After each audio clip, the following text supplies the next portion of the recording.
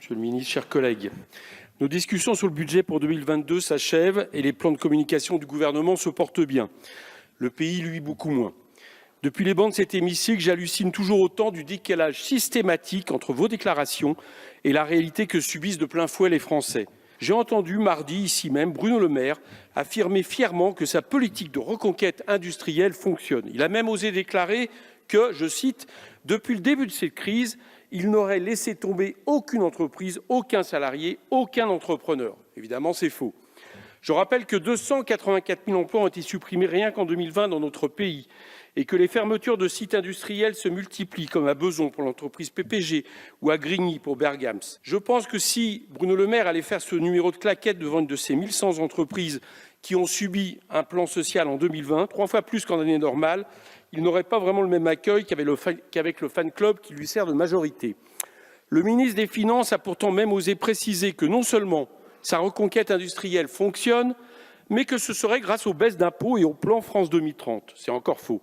Je rappelle que ces baisses d'impôts de production sont captées aux 2/3 par les grands groupes et qu'aucun rapport ou étude, même piloté par France Stratégie, ne voit dans cette banale politique de l'offre un effet quelconque sur l'emploi, les salaires, l'investissement, mais beaucoup sur une explosion des dividendes dans votre quinquennat.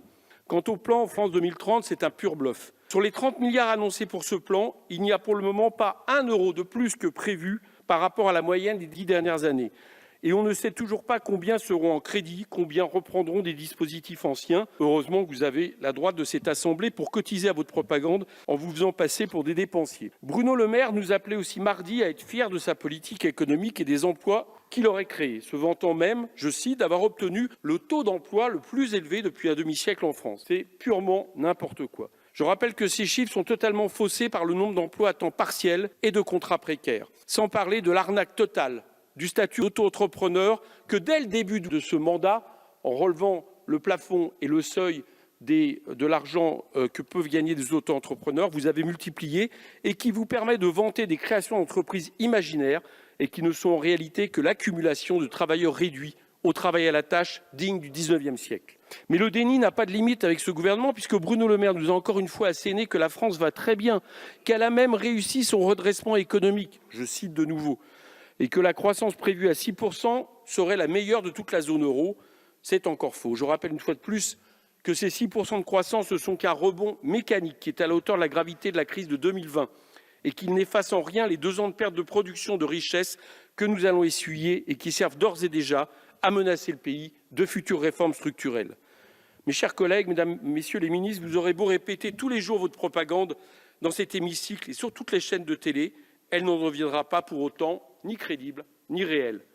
Le ton de plus en plus martial que vous employez, d'ailleurs, est à la hauteur de mensonges de plus en plus gros. Les faits sont douloureux à admettre, mais ils sont là. En 5 ans, votre bilan a produit plus d'inégalités que jamais sous la Ve République.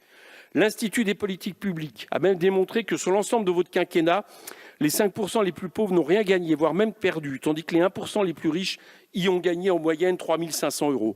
Oui, collègue Verdier-Joucla, vous êtes des champions du pass, mais en réalité, c'est le passe-plat pour les riches. Vous ne pouvez pas ignorer des chiffres, mais vous n'avez honte de rien. Vous continuez avec la même politique jusqu'au bout, jusqu'au dernier centime du budget, jusqu'au dernier quart d'heure du mandat, comme dirait Jupiter.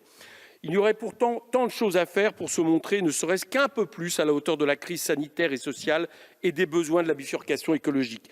Il y aurait tant à faire, et ce, sans même parler des recettes récupérables grâce à la révolution fiscale que j'ai déjà eu largement l'occasion de présenter ici au nom de la France insoumise. 120 milliards facilement obtenus dès notre premier plan de finances rectificative en 2022 que nous mettrons en place, en reprenant notamment une grande partie des 50 milliards que vous avez attribués aux plus riches. Il y aurait tant à faire en puisant aussi dans les 700 milliards de capacités d'emprunt disponibles mis à disposition de la Banque de France par la Banque centrale européenne et dont vous n'avez décidé en réalité de ne toucher qu'à moins d'un tiers, alors même que nous en aurions besoin pour une grande loi d'urgence sociale, un vrai plan d'urgence pour nos hôpitaux, nos écoles, nos services publics, la bifurcation écologique. Non, nous n'avons jamais eu autant besoin d'avoir un gouvernement à la hauteur et tout ce dont nous écopons pourtant, ce sont vos beaux mots et vos tromperies. Il est urgent de rectifier ces 5 années de budget catastrophique dont les conséquences en matière sociale et écologique ne vont faire que s'aggraver. Nous voterons donc contre et vous pourrez compter sur nous pour le faire dès notre arrivée au pouvoir dans quelques mois sous la présidence de Jean-Luc Mélenchon.